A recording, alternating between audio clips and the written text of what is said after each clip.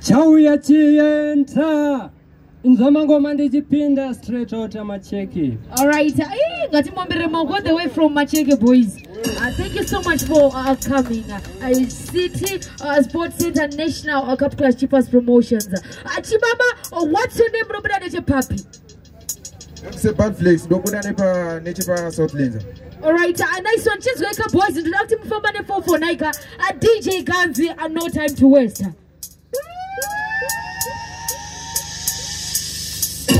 Chauya chienta. Ngoma ndijipinda. Kuna wasati wandiketa. Chintwa. Ndile tete raskinga domori pandandi.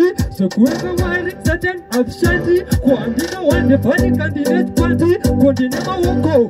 Siendi shandi. Uyanenge wana wakimbo. Kama muri kutuku. Nuwachidemo. Uyu. Ini domo watese muromo. Kamba. Kuchizita zisi. Imeshurawe. Ninokumeta kingedowe. Abati pana pama soho. Anguda musapowe. Tati supa inga gotowe. Siaka faho matirowe. Uyu aka roa. Indo muroma aka jamba yesu. Apamkano aka itakri. Nema peshi. Ini andis festi. Sekutore muombe.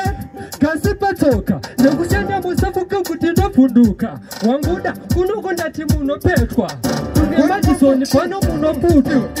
Pacha kuiwe wenda tuturi slenda. Pacha kuno kuruwa mafano kapenda. Ini sisi wano wenda. Mwese wana wenda kutindina. Andi funduki kureba. Kanda kutafuka. Mozuka wadacha abarasu tepuka. Wanguda Ngoma ndino reketa.